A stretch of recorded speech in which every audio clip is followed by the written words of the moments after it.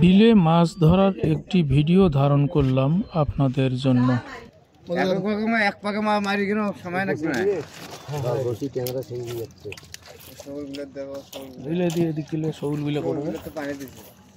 পানি দেওয়া হলো, ঝাপ মারবি নাকি? ঝাপে খোলা দরকার নেই, হালকা হালকা ঝাপে। এই শোল শোল।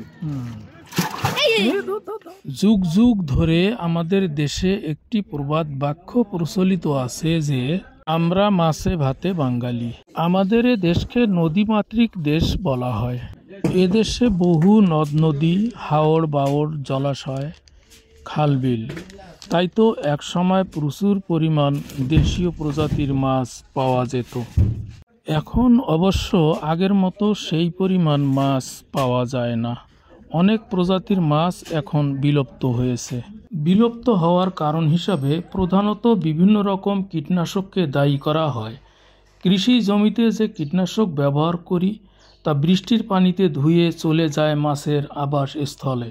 এভাবেই মাছ বিষ আক্রান্ত হয়ে তা একসময় বিলুপ্তি হয়ে যায়। আজ থেকে 40-50 বছরের মধ্যে অনেক প্রজাতির মাছ বিলুপ্ত হয়েছে, যা এখন বাংলাদেশের কোথাও আর খুঁজে পাওয়া যায় না। ধন্যবাদ সবাইকে। ভিডিওটি ভালো লাগলে লাইক, কমেন্ট, শেয়ার করবেন।